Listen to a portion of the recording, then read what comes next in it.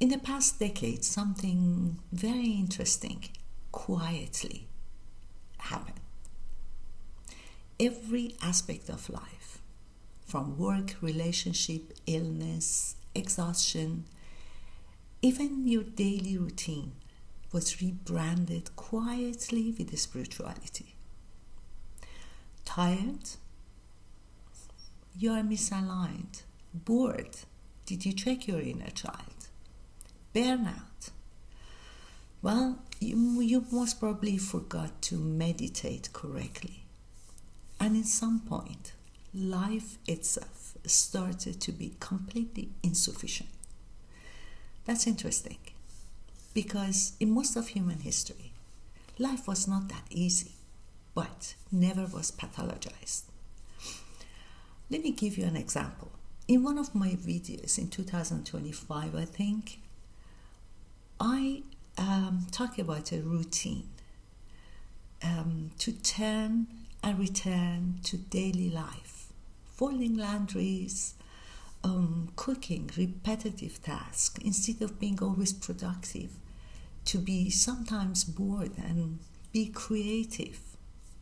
Huh? Some people send me a message and say, folding laundries as a returning to life, isn't it exaggeration of simple task? And then, interesting enough, I received a book, very interesting one, a book about cleaning like a monk. Now, according to this book, a monk reaches to clarity, to enlightenment, and most probably later even to nirvana, not through meditation, not through alignment, but through washing the floor and cleaning the bathroom, which I find it very interesting, because apparently folding laundry is an exaggeration, but reframing washing, cleaning, and adding a little bit of ritual, incense, and a book deal to it, it becomes sacred. Our grandmother didn't wash the floor just because they wanted to reach to nirvana or enlightenment. They washed it simply because it was dirty. And that was a daily life. There was no promises, no higher self waiting on the other side of bucket, no spiritual certification after bathroom was cleaned. And by the way, our grandmothers, neither you and me as women, we cannot reach to enlightenment, to nirvana. You want to know better about it? I'm putting the link of my book here. Read it and you understand why not. Life didn't need justification. The monk, on the other hand, does the same thing, but it comes with narrative attached to it, and it becomes sacred. And the narrative exists not because the action is different, but because modern life has become very uncomfortable with being ordinary. So, here's my question. Why our grandmother, when they wash, clean, cook, do every daily routine, it's just called life. But when a monk does it, this becomes a spiritual method. Slowly but quietly, we accepted the idea that if something feels wrong in your life, well, the problem must be the lack of spirituality. Today I wanted to question idea, to understand why it becomes the explanation for everything. Human suffering is not something universal.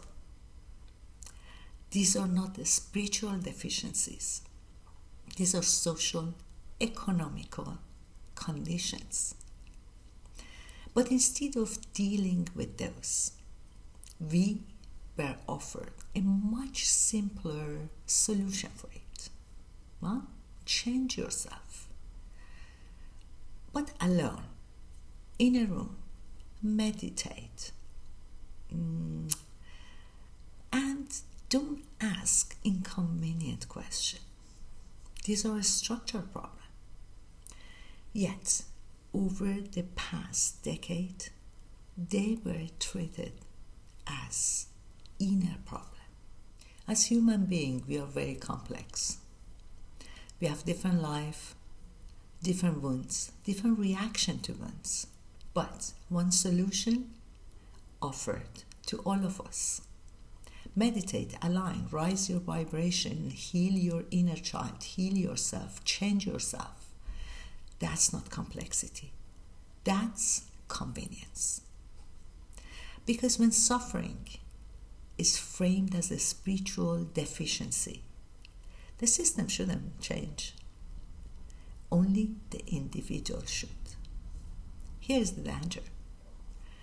Reframing daily life as a spirituality is very comforting.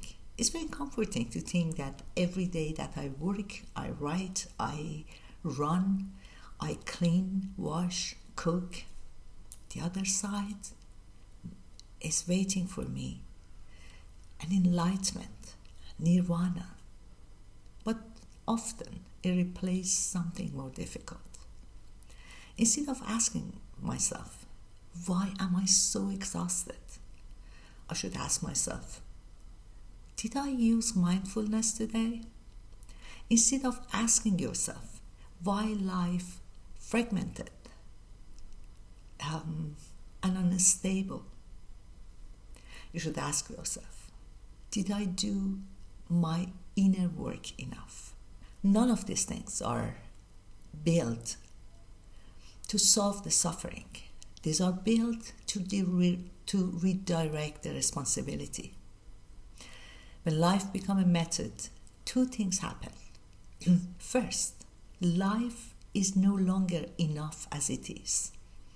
Every moment becomes a tool to reach to something else. Second, failure becomes personal. If you fold the laundry mindfully and still feel exhausted, that's your problem. You didn't believe enough. You didn't practice enough. You didn't align enough. These are where the harm starts.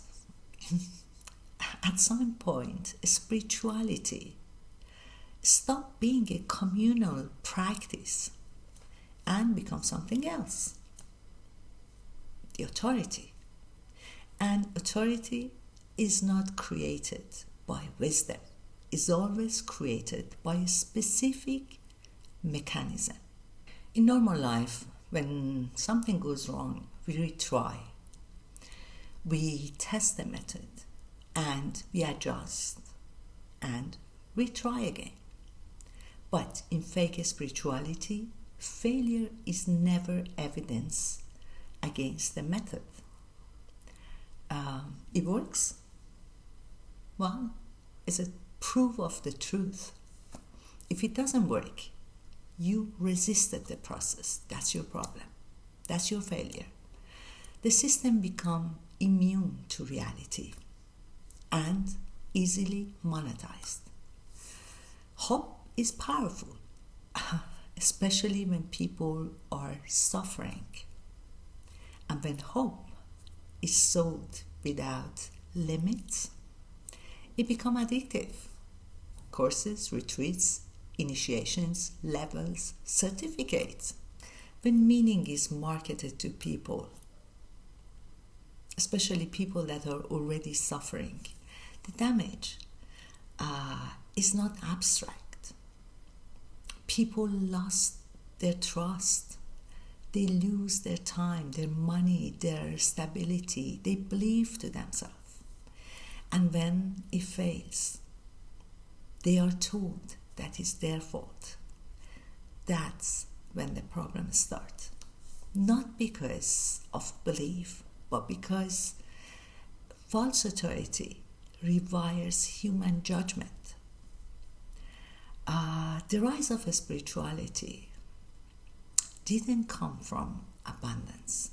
It came from collapse of shared meaning, stable future, trust in institutions, social continuity. Spirituality stepped in as a new method, new meaning,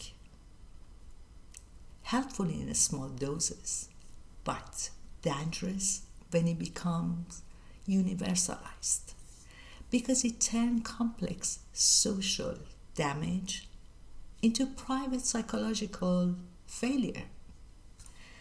So, I will leave you with this question, not as a conclusion, but is washing the floor is a path to enlightenment, or did we turn ordinary life into a spiritual method? So thank you for being here with me, and if you like this video, please don't forget to leave a comment, share, and if you like, subscribe. In the next episode, we are going to talk about how spirituality became an industry and how authority learned to hide from accountability, and how we might rebuild a new meaning for life as it is, without turning it into performance review. Until next time, have fun with washing the floor. Nothing is waiting the other side for you, except life itself. Take care. See you next time.